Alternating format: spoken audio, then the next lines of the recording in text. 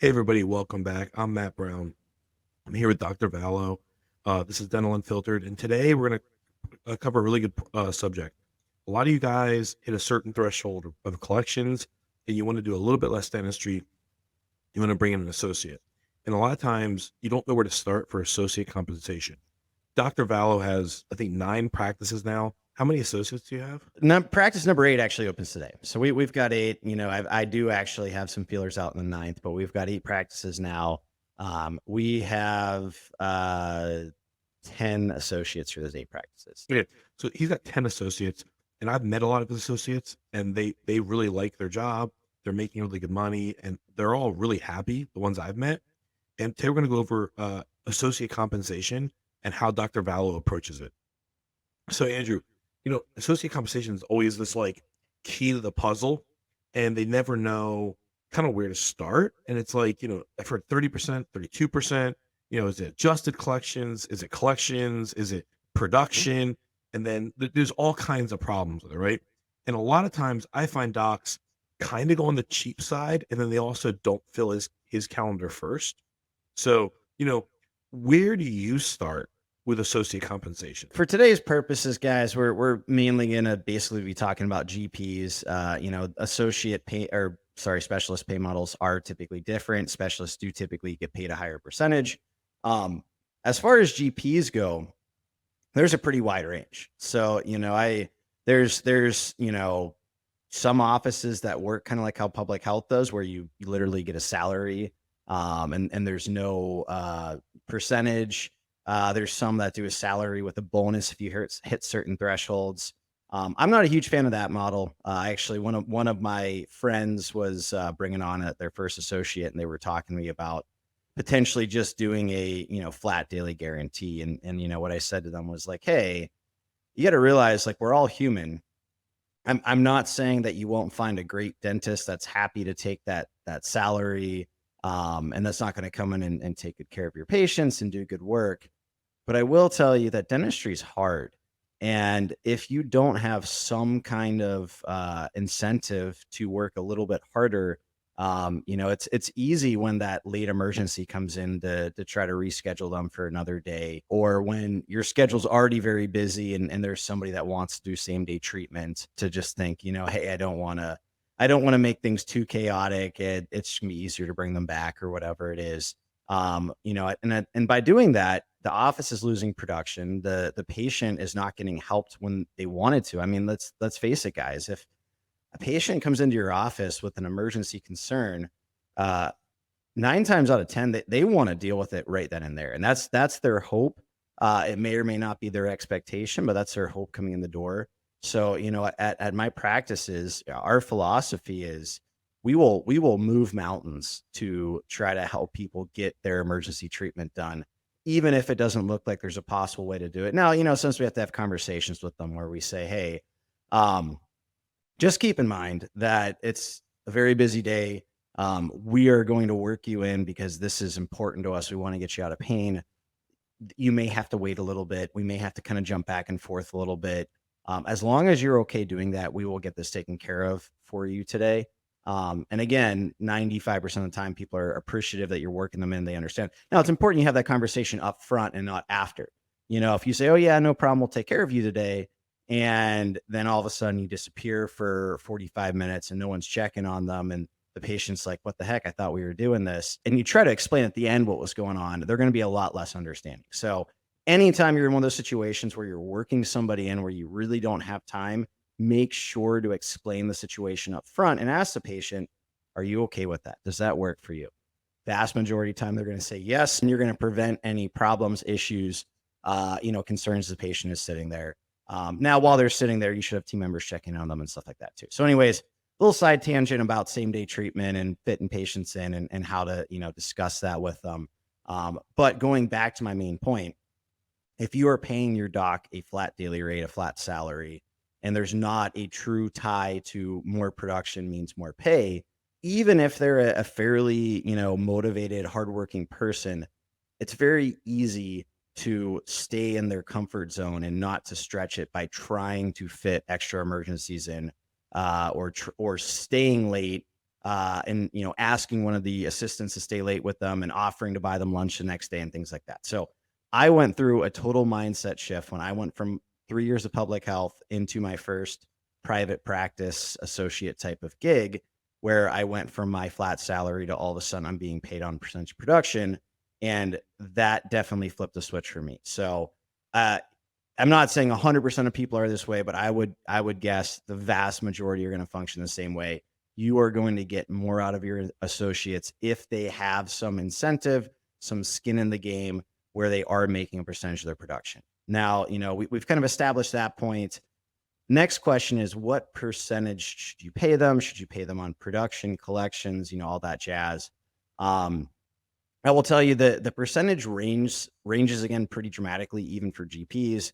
On the low end, you've got offices like Heartland that pay their docs 25%, which to me is a little bit crazy how low end that is.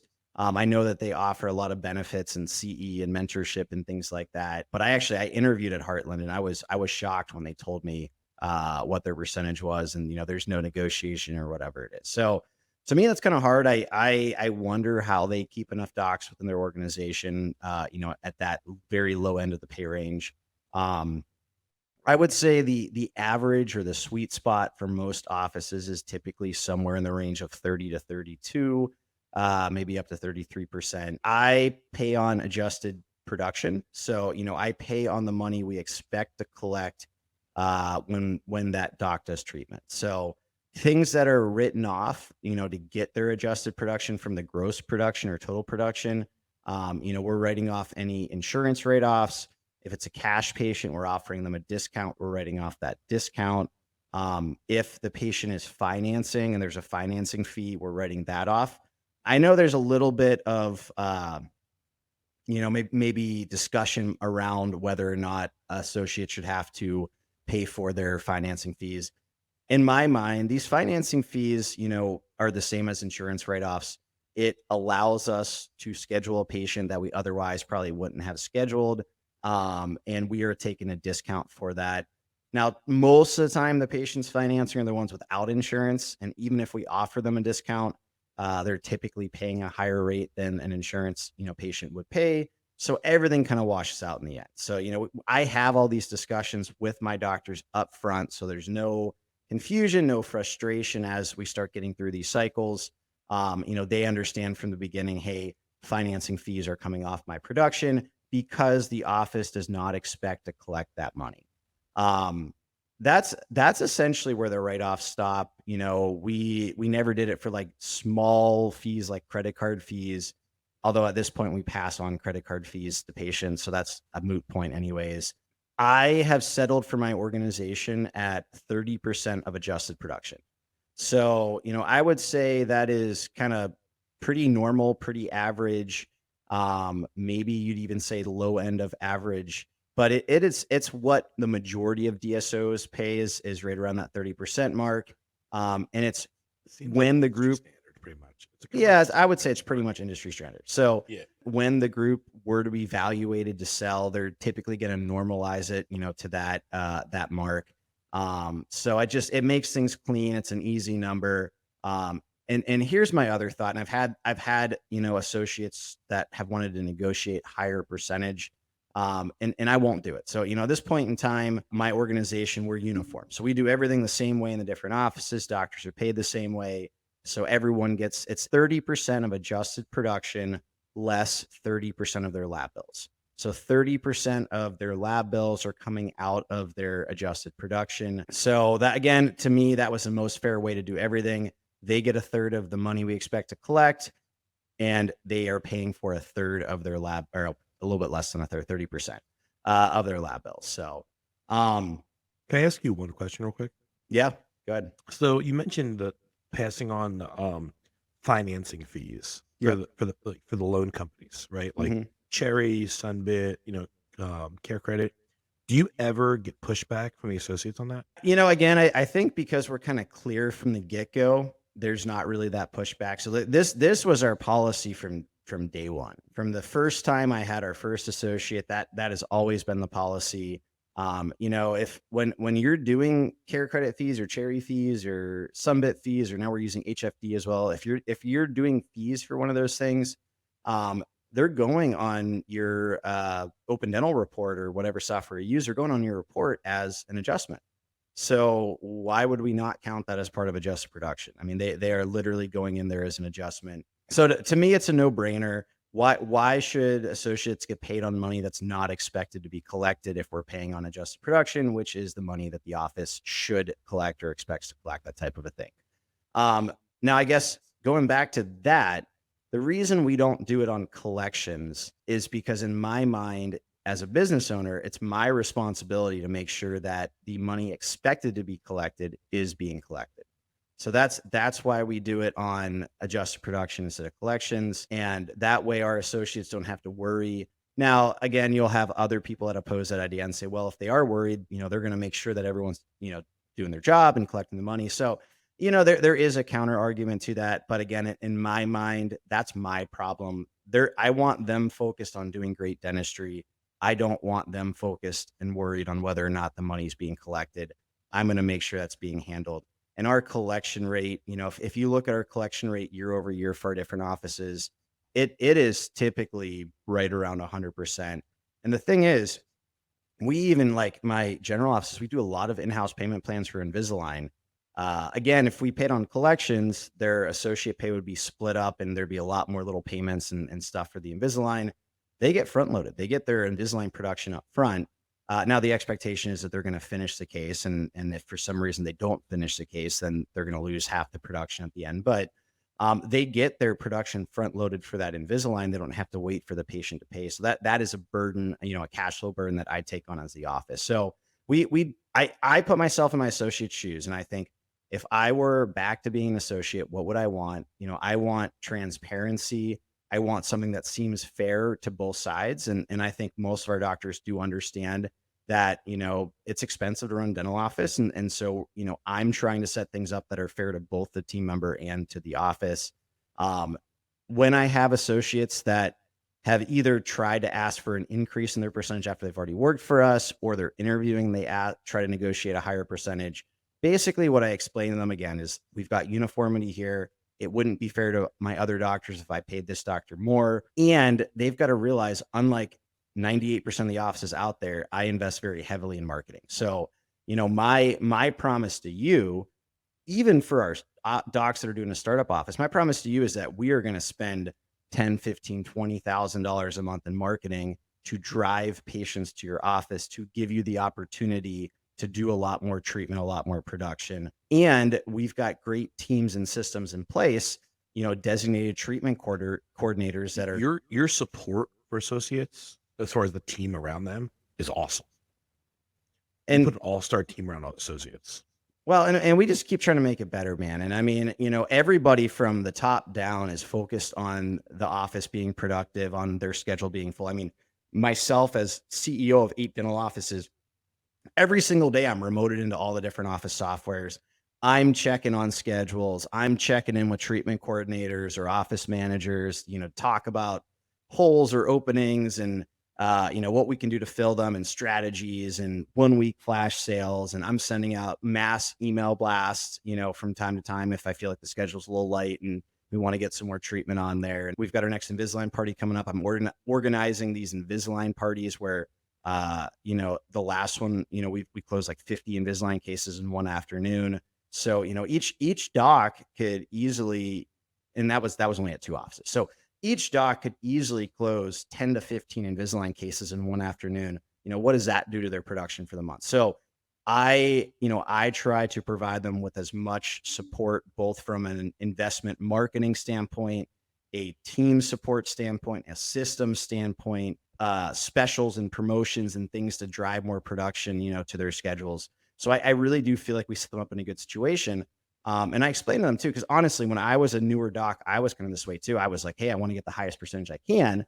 And actually, at one point, I got a job that was paying me 35% of adjusted production, which in my mind was amazing. But the problem was, I was the doc's first associate, and it wasn't a super busy office.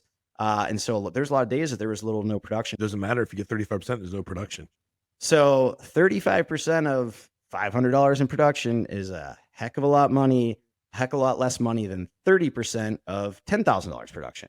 And so that's, my goal is that our docs are taking home at least two to $3,000 a day, based on, the calculations, their production and everything else. So It's funny. I talk to associates all the time, and I had a big DSO we were working with who had associates, and like the one thing you said that really matters is it's your job to collect all the money, right? And the fact that you do an adjusted production should make a doc feel way better because I know docs that get paid on collections and they're like, hey, I did this case, but they never collected the insurance money, so I didn't get paid on it. And it's like, you can get 35% of something or a higher percentage, but if they're not good at collecting, they're not investing in marketing, the doc's not going to do a lot of money. And the reality about the financing charges, one reason why it makes sense to do that is your team around you is really good at getting lots of financing done. And whenever a patient does financing, the average patient value is higher. You get more treatment done. And what's good about that money is that money's paid up front in full. And that ends up being the associate's most valuable patients. And your case presenters are always doing credit applications when I'm there. So when you put the support team around the associate of one, we're gonna get paid on everything, which doesn't really affect you, but we're gonna do it. Two, we're gonna invest a lot in marketing to make sure you're doing the modalities of treatment you want and you're getting a lot of production. And three, we're putting a case presenter with you who's gonna get you bigger cases because you can use financing to get all paid up front. Your average patient value is higher, and I see the data for your practices, the DI data and the energized data, and your practices have a higher patient value. If I remember correctly, the average patient value on DI is 660. And I think you're like well over 1200 per practice. And that is because the financing and the support of the case presenters around the doc is so good. yeah.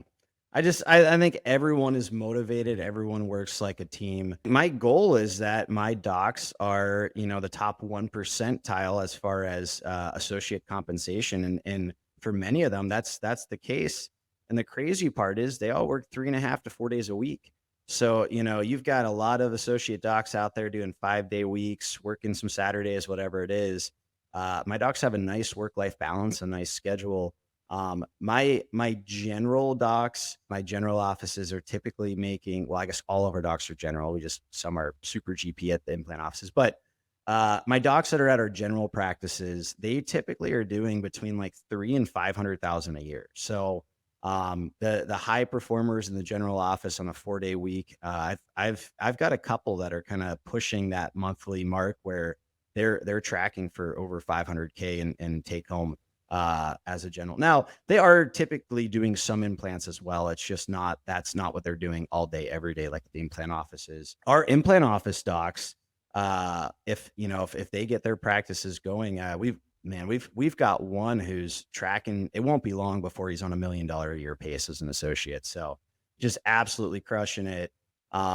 He March is going to be his first $300,000 production month, and it should be a Wow. good bit over 300. That's $100,000 month for a doc. Yeah, he's got a couple days left, and I think he's already at 300 or right there.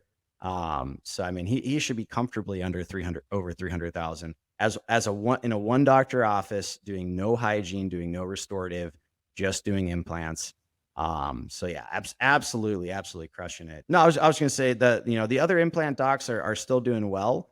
One is a brand new office just open, but they're already building traction. I mean, they've had, their second and third month, they collected over 100K in each of those months. So they're picking up traction quickly. Our other implant office is doing very well. And actually things have been picking up for them lately too. I would say lately that doc's been averaging, over 200,000 a month, in production. So, very, very, very well compensated. And so that's the thing. That's the other thing, when docs come in and they say, hey, I won't take less than 33%. Hey, no problem. We just might not be the right fit for you. But again, just realize docs making 500,000, 600,000, 800,000 a year on a 4-day week is not pretty common. So if you're thinking you want that 33% somewhere else, it's not actually about the money. I would bet almost anything in the world that you're going to make less on your 33% somewhere else than you'd make on 30% at our offices. It's more, unfortunately, then it's more about the ego play. I think sometimes people, they want to be able to tell their friends, "Hey, I got 33%," or they feel more valued, or it's that concept of my time is valuable. I don't want to work for less than X or whatever it is. But okay, would you rather sit around the office a lot more twiddling your thumbs, wishing that you had dentistry to do? But when you do the dentistry, it's great. You're getting that 33 or 35% or whatever it is. So that's my advice to both the practice owners and the associates out there. Practice owners, you don't have to pay, because here's the thing: if you want to run a profitable dental office, that extra, 4 or 5% that you're paying out to your associates, that really, really does impinge on your margins. So if you can go and you can offer the 30%, it's really going to help you have healthier profit margins. Because again, guys, don't forget, expensive to run dental offices. We had a record payroll this week. I just submitted it yesterday. $195,000 payroll for 1 week. Now that was 4 offices, but still $195,000. So it is expensive to run dental offices. Every couple percent matters. You can still take amazing care of your associates and provide them amazing incomes to provide for their families by coming in at that 30%. Now, again, I'm not suggesting you go with Heartland, the 25%. I think it's going to be very challenging to find good docs at that percentage, but I think 30% is competitive. And I think if you keep the office busy and you prioritize the associate schedule staying busy, they can make amazing money and the office can still run profitably. So that's my advice there. Now, I do want to transition to talk about daily guarantees, because that's something else that we do and it's something else that's talked about frequently. My mindset is, if our doctors aren't hitting their daily guarantees, we've got much bigger problems. So to me, the daily guarantees are a safety net to make the docs feel a little bit better, to make them, not get upset if their schedule falls apart one day. They know that they're still getting paid. And for like things like the bank and mortgages, it's guaranteed pay. It's part of their salary pay, whatever it is. So it can also be helpful to have some kind of guaranteed pay in there for them when they're trying to get a loan. So that's why we do the daily guarantees. It's not for our associates to rely on it. I don't know, maybe like the very first month that a startup opened, especially if it wasn't a full month, there may have been a time or two here where a doc hasn't gotten a bonus. But outside of that, like once the practices get up and running, I've never had a doc not outperform their daily guarantee and get a production bonus. And the daily guarantees are $700 to $800 a day, depending on the doc's skill level, experience, procedure mix, that type of thing. But that's the only variance in our doctor pay. Some get 700, some get 800. But other than that, everything else is exactly the same with how it works out. I talk to docs about associates, right? And they say things like, how do I keep them? And what do I do if they leave and open up their own practice and try to take patients and they open up near me? And the reality is, if you compensate them properly and you kind of do everything and give them the support they need, you're investing in marketing. And like, you have a doc who's tracking to make $1 million. It'd be very stupid for him to open his own practice because his income would go backwards, right? There's a point, like, I've met your docs. I know you have a doc that was doing about 600, and I've met a lot of your implant docs, and like I've had conversations with them when I'm at your practices, and they're like, I don't want to open my own practice. Like, I'm making enough, and I go home at like literally one of your associates said this to me. I get home at night, and guess who handles the stress? Andrew does. He's like, I'm making more than I would if I was by myself, right? And like, that's like, you're really creating retainability by having a strong compensation model that they understand. Sometimes the compensation model is too confusing and it isn't a clear picture and a clear target, and doc doesn't understand it. And in this scenario, like, they're making enough that like the prospect of opening their own practice isn't really attractive. Yeah. No, I think you said a couple important things there. Now, all of this said, I know that from, especially the bigger we get, the longer we're here from time to time, associates, because sometimes it's more than just about the money. So sometimes people really have that entrepreneurial itch. And so I know one of our docs right now is already looking at doing his own startup, and I gave him my full support, and I actually altered something in his contract that was kind of a little bit prohibitive for him. And so, I told him, "Hey man, whenever you're ready, let me know." And I think when that time comes, I think we'll split on good terms, and he may even keep working part time to kind of transition out and give himself some pay while he opens a new office. So I mean, it's no hard feelings. Now, I will say it chances are he's going to take a step back in income for a while, especially if he does dive straight into the new startup. And, depending on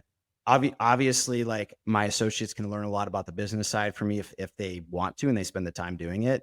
But it's more than just knowledge. It's implementation. It's ability and willingness to take on risk, invest heavily in marketing. But if he does those things, it's possible, that he could very quickly hit and surpass his income. But I'll tell you what else, man. There are a lot of practice owners out there that make less money than some of my associates do every single year. And my associates work 3.5 to 4 days a week with basically zero management, HR, marketing, payroll. Like they just more or less they have to come do the dentistry. I ask them to be positive, influences for the team. And I'm not some of them definitely step up more than others to kind of, but it's not something I require of them. It's if you want to step up and be more of a leader within your own practice, hey, I'm all for that. But if you're the type person, I just want to come and do the dentistry as long as you're treating your team well, you're treating your patients well, you're being productive. That's all I care about. In my mind, like if they wanted to deal with all that other crap, they'd go do their own practice. So, part of the benefit of being an associate is you've got people taking care of that stuff for you. So, I did want to touch on something else you mentioned, which was clarity. I think that's very important. From essentially the very beginning, I believe, since I first had associates, I've been sending out monthly bonus calculation emails. And so basically, That's nice for full transparency. That's cool. because I did. When I worked 2 different jobs, I worked as an associate, where I was paid on production before I opened my first practice. And neither one sent me like, solid breakdowns of where my money came from. I would just get the check, and sometimes I would say, "Oh, yep, that seems about right." Sometimes I'd be like, "Man, that check seems kind of light," and then I'm like wanting to ask a question about it. Sometimes I That would gets uh, awkward.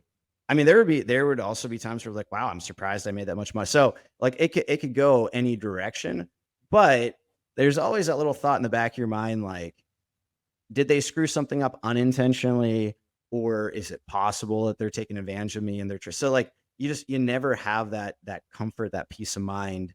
Um, Now, my associates basically the same day typically that I'm submitting the payroll for that cycle. So I guess something else I didn't mention is timing. And I highly, highly, highly, highly recommend this for you practice owners out there. If you don't have associate pay models in place yet, you're looking to bring on your first associate or even potentially changing them, although it can be tough to change this, if you got something else set. But from a cash flow perspective, if you think about it, if you're paying on adjusted production, which means you're paying them as the work's being done, most offices aren't set up so they get paid that money, at least 100% of that money up front.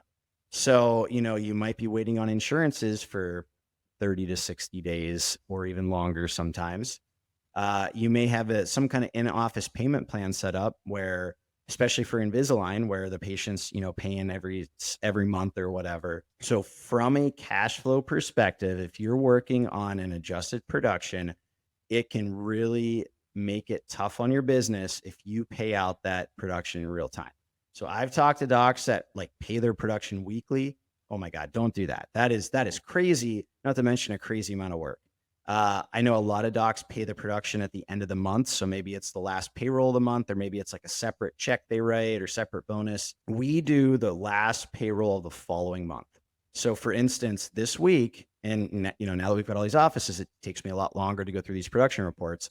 But this week I did the production bonus from February, and it's essentially the last week of March here. So I did the production bonus from February for our docs. And so essentially their pay is delayed by about a month. Any production done in February, they're going to get the end of March. Any production they're doing right now in March, they're going to get at the end of April. Now, again, they're getting their daily guarantee pay. So they're getting their Oh, so you're paying them the daily guarantee the whole time like a paycheck. So it's yes, consistent. every 2 weeks they get their standard daily guarantee pay essentially as a salary. Although if they work less days and they get less money, like take a day off or whatever, because it's paid per day.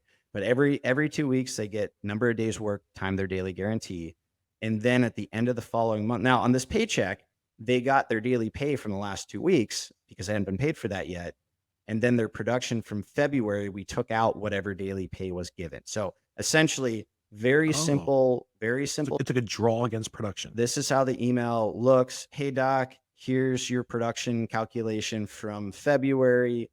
Your total adjusted production was X. Let's just call it 100 grand just to make it super easy math. Your adjusted production was $100,000. Now we're going to take 30% of that because that's what you get paid, 30% adjusted production. And that comes out to $30,000. Now, let's say that you worked, again, let's do super easy math. Let's say you worked 10 days that month and you're at 800 a day. So that's $8,000. So now we've got 30,000 minus the 8,000 already paid. So they're at 22,000 now. Now, the only other thing we got to do is take out 30% of their lab bills. So again, super easy math. Let's say their lab bills for the month were $10,000. Which I'll tell you, our docs do a lot of Invisalign, often or even more than that. I've got docs that routinely do 12 to 15 cases of Invisalign a month at $1,000 a lab bill. So sometimes their lab bills are, 20 grand plus, but let's call it 10 grand. 30% of that is $3,000. So we went 100 grand, 30% is 30 grand. That we paid them 8 grand that month. So now they're down to 22,000.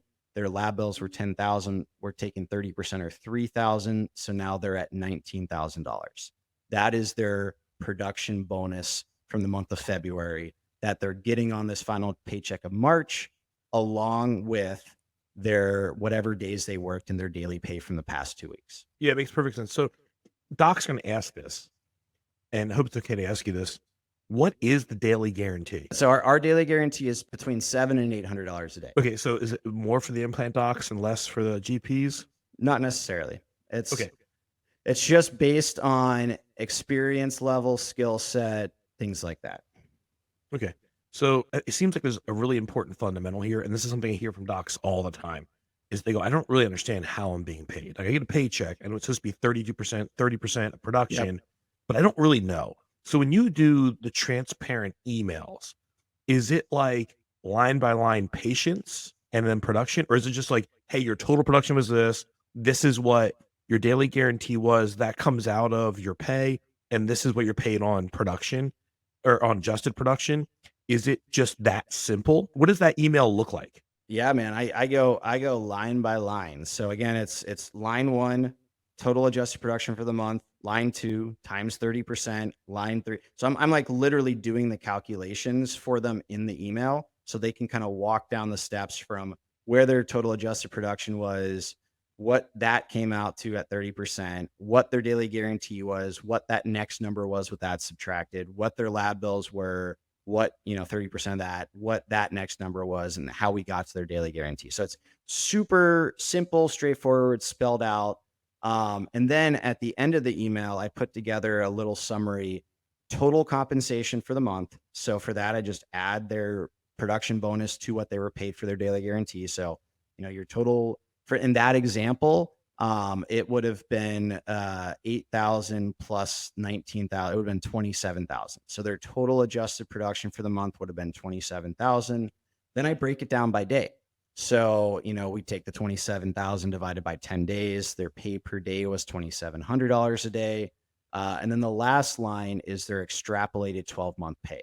So I want them to know what kind of piece are you on for the year. So for that one, we're taking their total pay for the month of 27,000 and we're multiplying it by 12, which comes out to what, 324,000, I think. Something like that. A little over 300,000. So that way they're getting a really quick snapshot of exactly how their production and pay came out, what their daily total pay, daily pay, and extrapolated 12-month pay is. And so I think our docs have found that helpful. I think it's prevented a lot of issues and conflicts. Now, I'm not saying that docs never question it. I've got one doc in particular who always likes to make me go back through things and double check some things for him, which can be a little frustrating. I get it. I know everyone wants to make sure that they're paid fairly, but I will say for the most part, for most of our docs, it does take out any confusion, resentment, concern. Because here's the other problem, man. Some docs will say something to you if you don't explain things, and other docs just might not say anything at all and feel like they're getting ripped off and be resentful. So I do think transparency with all of your team is huge. I mean, you need to be consistent. You need to have a clear message. You need to be transparent about things. I think clarity, vision, kind of sharing all that with your team is really, really important. Now, I guess I want to talk about, other benefits and stuff. So we pay for license renewals, we pay for DEA renewals, we give a CE stipend, which typically goes up a little bit based on how many years they've been with us. And then the most important thing that we do, and I think what's going to allow us to continue to grow our group, is our docs that go into new startup offices. So this isn't available for offices that are already existing. If you join an existing office, you don't have this particular opportunity. But I know how hard it is to go in as an associate to a brand new office and start it up. Now, again, we invest heavily. Our expectations is our startup offices are doing at least 100K in revenue in the second or third month. So we do kind of supercharge these startups. But that said, there's still a lot more kind of chaos that goes into a startup. It can take them a little longer to make the really good money that some of our other docs are making. And so to kind of thank them for going into the situation and building the startup with us from the ground up, those docs actually get 5% of free equity in the practice after their first year. So it's essentially a little bit of sweat equity from coming in on the ground floor. They don't have to pay anything for that equity. They're basically, as long as they stick around, they have it. Now, there are stipulations. They don't get to take it with them if they leave. They don't get a cash out. It's free equity. But as long as they're there, they'll participate in profit shares, and they get it after that first year. So we had a couple docs just get, 5%. We'll be doing our next profit share here probably in mid-April. I usually do it about the middle of the month following a quarter. So Q1 ends March 31st. We should have some of our docs with the 5% are going to get a nice little profit share bonus there. And then on top of that, after a year, they have the opportunity to purchase up to an additional 20%. So as long as both parties feel like it's a good fit. So, that is something I'm upfront with them about, is like, hey, if we're going to have you as a serious equity, partner, 25% owner or whatever, we just want to make sure that we're both on the same page. We both our values are aligned. We both think it's going to be a good long-term fit, that type of thing. But as long as we do, I want them to have ownership if they want to. They don't have to. They can stick with their free 5%, or they could buy an additional 5% or 10% or whatever it is. But we do offer those equity opportunities pretty quickly so that our associates, can be minority partners after a year. Now, the docs that join an existing office, while they don't get the 5% of free equity like the startup docs do, they do have the opportunity to purchase equity after a year up to that 25%. But again, in that situation, we just both have to be on the same page, make sure it's the right fit. It seems like, on every level, you're providing super clear clarity.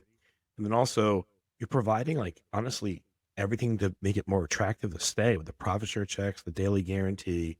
I mean, it's really hard to argue that, because if you own your own practice, you don't get a daily guarantee.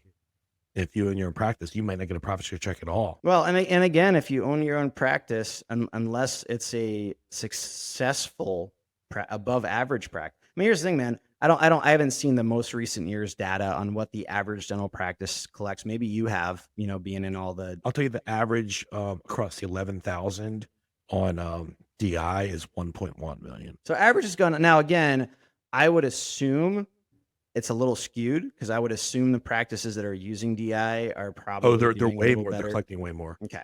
They're in tune to their numbers. Yeah. So I don't think it's that high. Maybe it's 750. Because there's a lot of practices out there doing 200, 300, 400,000, and obviously there's a lot collecting multiples of millions. But let's just say it's 750. Even you have a $750,000 practice. That doesn't sound terrible. It's not a tiny small practice. I think that's a fairly attractive practice to buy.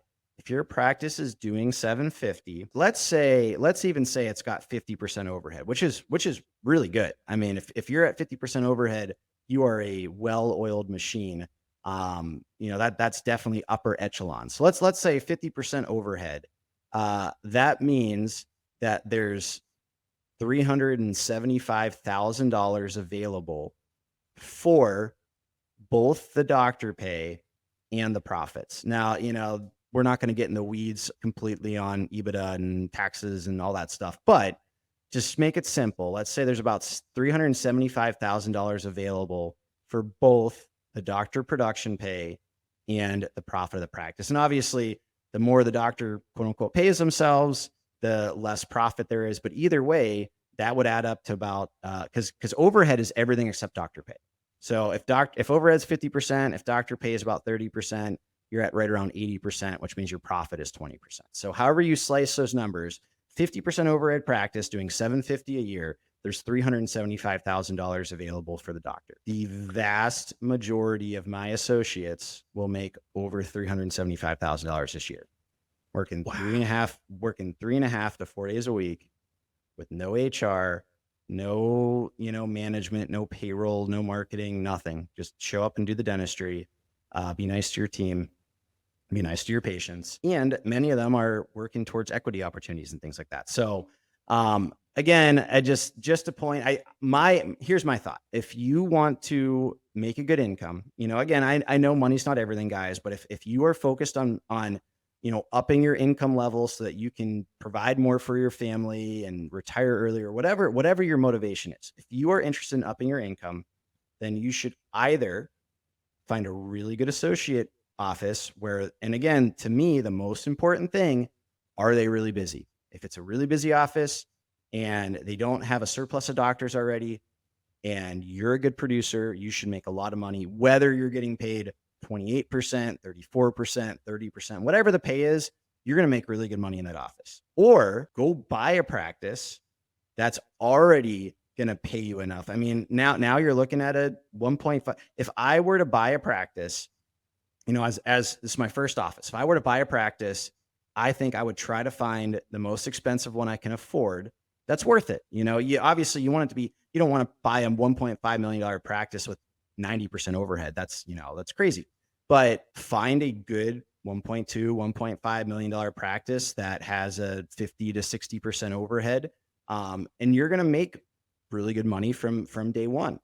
Or if you're going to do a startup, just realize it's going to, even my startups that are, typically my very first startup, we did 1.3 million, 1.3 something in our first 12 months. Even at those levels, that first year, I made less money than a lot of our associates are making now. So just know it's going to, even if you're really aggressive, even if you spend a lot of money on marketing and you're out in the community and you've got your systems on lock and you're doing everything possible, if you do a startup, it's going to take some time to get to that level. And if you buy a smaller practice, it's going to take some time to build it to that level. So if your only focus is making a better income, honestly, truthfully, I think sometimes you're better off finding a great associate job.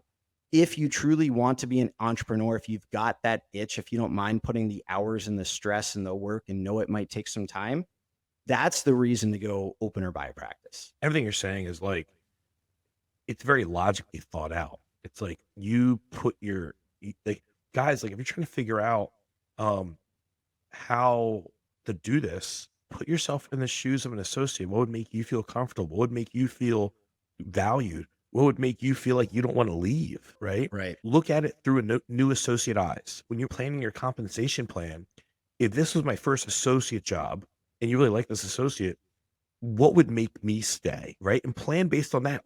I've never heard anyone, I hear lots of associate complaints about pay all the time. I've never heard anyone of sending a monthly breakdown.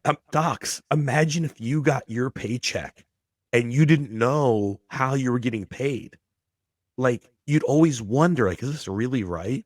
And what kind of is shocking is a lot of owner docs. I just told an owner doc the other day, I said, what are your monthly collections? He goes, "Well, I don't really know. My manager knows." Like, doc, when you get an associate, if you don't know what your monthly collections is and how much money you're taking home every month out of profitability, then you probably have a problem on your side. And if you design a program for your associate, you have to have more clarity for yourself so that way you can have more clarity for your associate. And I think that transparency is like, I think out of everything you talked about, that transparency is like paramount.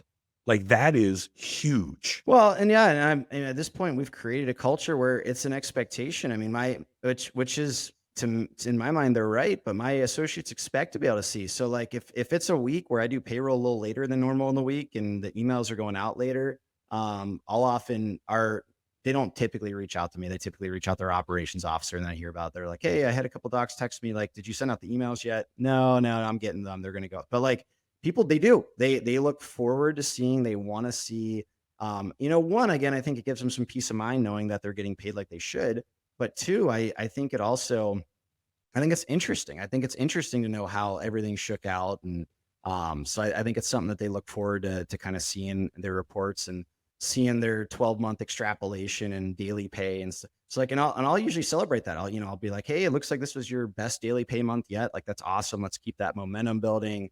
Or this was your best pay month ever. Like congratulations. We're heading the right direction. That type of thing. So even if they have a less than ideal month, I'll typically like we've got a newer doc that's just working part time, and it's taken a little bit to for her to kind of get her schedule built up. And so I mean she has been hitting her bonus threshold for production pay, but it's like just barely. So she's getting like small production bonuses, but she's only working 4 days a month. It's a part-time one day a week. But I'm trying to encourage her in the email, be like, listen, like you're right there. Like you are not way underproducing. Like you are at your threshold. If we can just add a little bit of production to each of your days here, just add an extra filling or two, add a crown, get an Invisalign close here or there, that type of thing. You could just turn that dial just a little bit from where you're at. You're going to start getting a sizable, production bonus for those 4 days that you're working and stuff. So, I mean, that's my point of it too. It gives them a gauge on how they're doing.